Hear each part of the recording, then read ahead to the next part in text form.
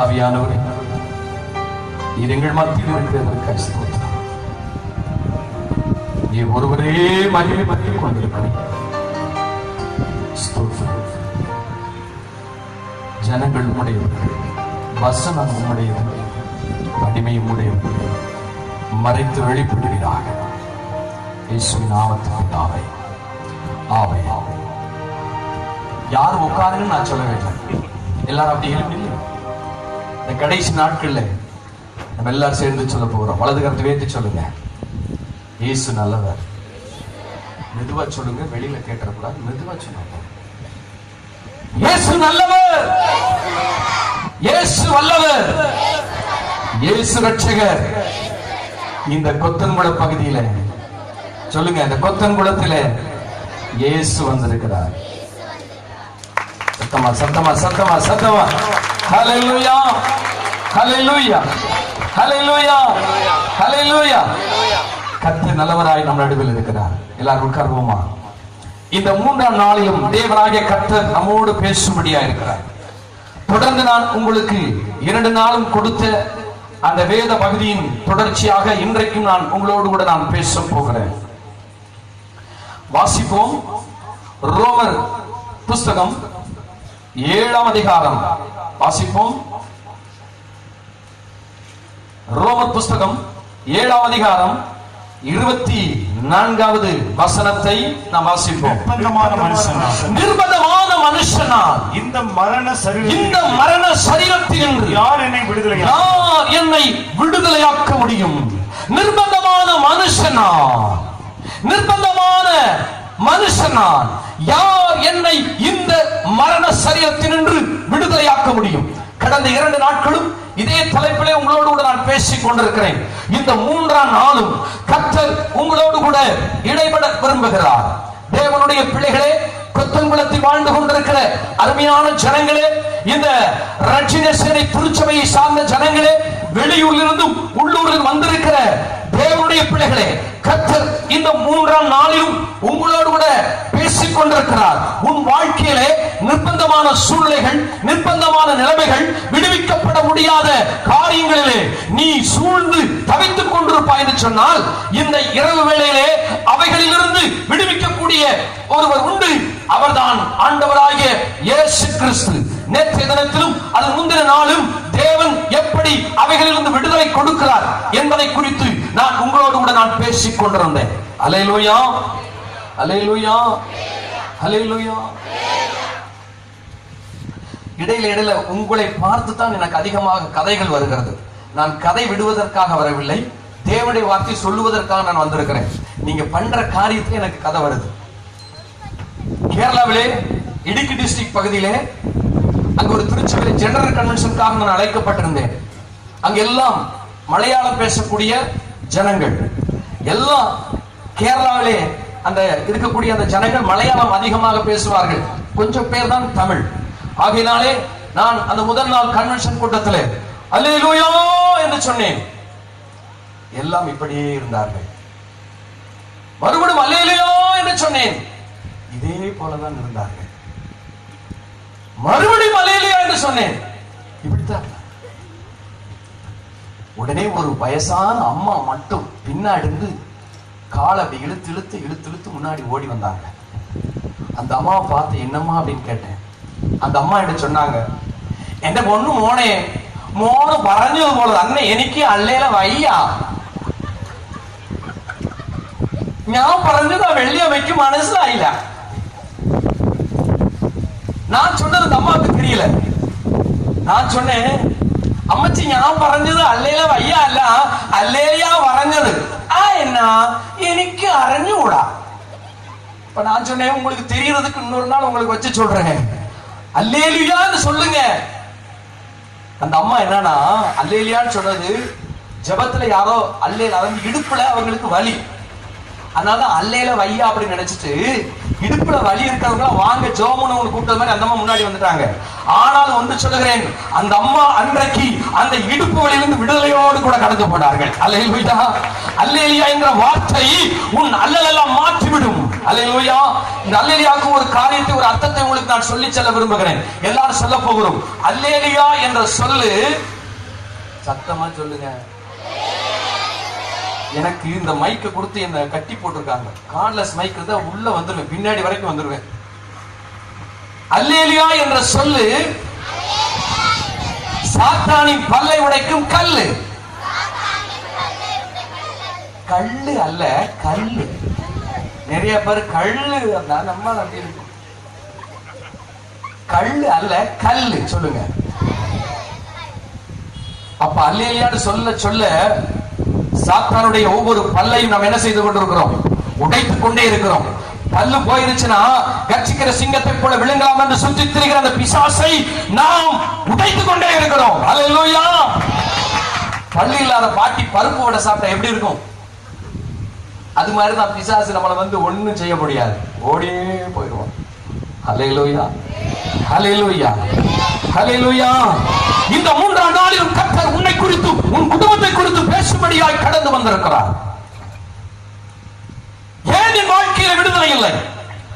சம்பாதிக்கிற பணம் பொத்தல் பையிலே போடப்பட்டதாக இருக்கிறது.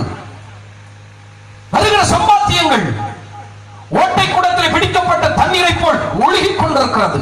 காரணம் என்ன? புரியவில்லை ஐயா.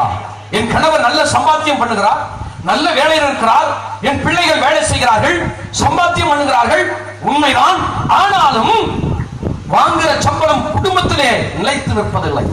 திருநெல்வேலியிலே டவுன் என்கிற இடத்திலே பிசினஸ் மேன்களுக்காக நான் ஒரு கூட்டம் நடத்தி கொண்டிருக்கிறேன். உன்னத ஐக்கிய ஜெபக்குழு என்று சொல்லி வியாபாரிகளுக்காக ஒரு கூட்டம். இந்த கூட்டத்திலே ஒரு சகோதரனை ஒரு நாள் சந்தித்தார். சந்தித்த இடத்திலே ஜெபிக்க கேட்டார். அவருக்கு வருமானம் 45,000 ரூபாய். திருநெல்வேலியில் இருக்கிறார், வெளிநாட்டில் அல்ல, திருநெல்வேலியில் இருக்கிறார்.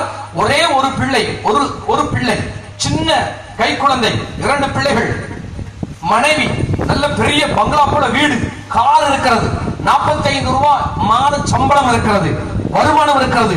ஆனால் அவர் என்னிடத்தில் வந்து சொல்லுகிறார், ஐயா 45,000 ரூபாய் எனக்கு வருமானம் இருக்கிறது, ஆனால் எனக்கு போதவில்லை.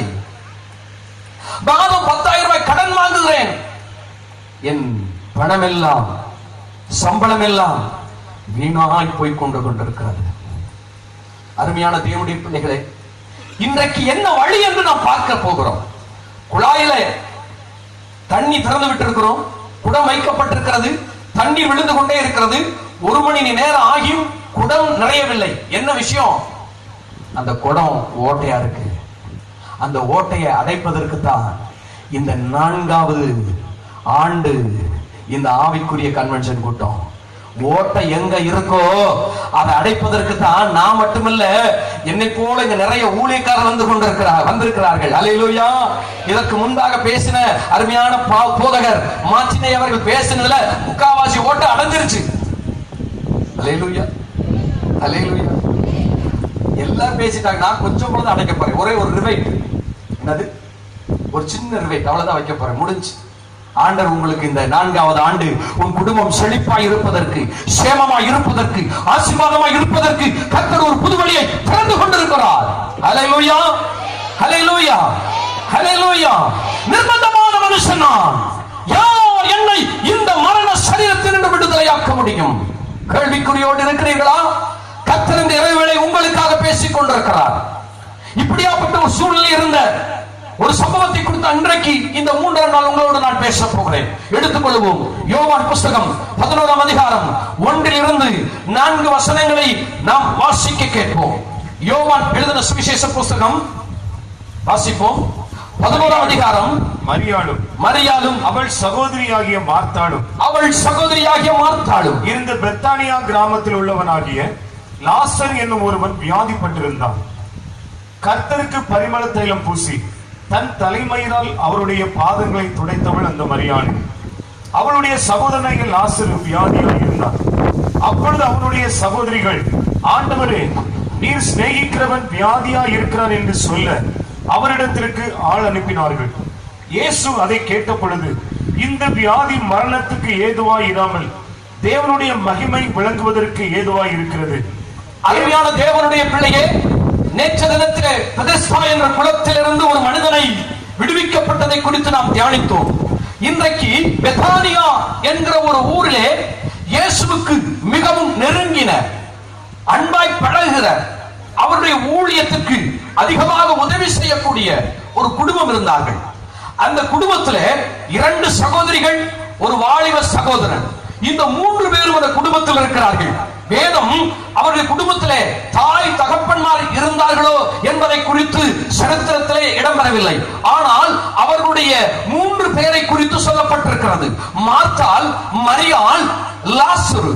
இந்த 3 பேரும் இயேசு கிறிஸ்துவின் ஊழியத்திலே மிகவும் அவர்கள் தங்களை ஈடுபடுத்திக் கொண்டிருந்தார்கள். இயேசுவும் அந்த குடும்பத்தை அதிகமாக நேசித்தார் என்று வேதத்தில் நாம் வாசிக்கிறோம். இப்படியாப்பட்டிருக்கிற அந்த சூழ்நிலையிலே லாசரு என்கிற அந்த வாலிபன், அவன் மரணத்துக்கு ஏதுவான ஒரு வியாதியினாலே பாதிக்கப்பட்டு கிடக்கிறார். இப்பொழுது இயேசுவுக்கு அவருக்கு ஆள் அனுப்புகிறார்கள். இயேசுவுக்கு ஆள் அனுப்பி, நீ நேசித்த, உன் மீது அன்பாயிருந்த, உன்னுடைய ஊழியத்தை எல்லாவற்றிலும் பங்கு பெற்ற லாசரு அவன் மரணத்துக்கு ஏதுவான வியாதியில் இருக்கிறான். ஐயா இயேசுவே, நீ சீக்கிரம் வந்து அவனை தொட்டு சுகமாக்க வேண்டும் என்று அவர்கள் வேண்டி ஆள் அனுப்பி இருக்கிறார்கள். ஹலோ, நன்றாக கவனிக்க வேண்டும்.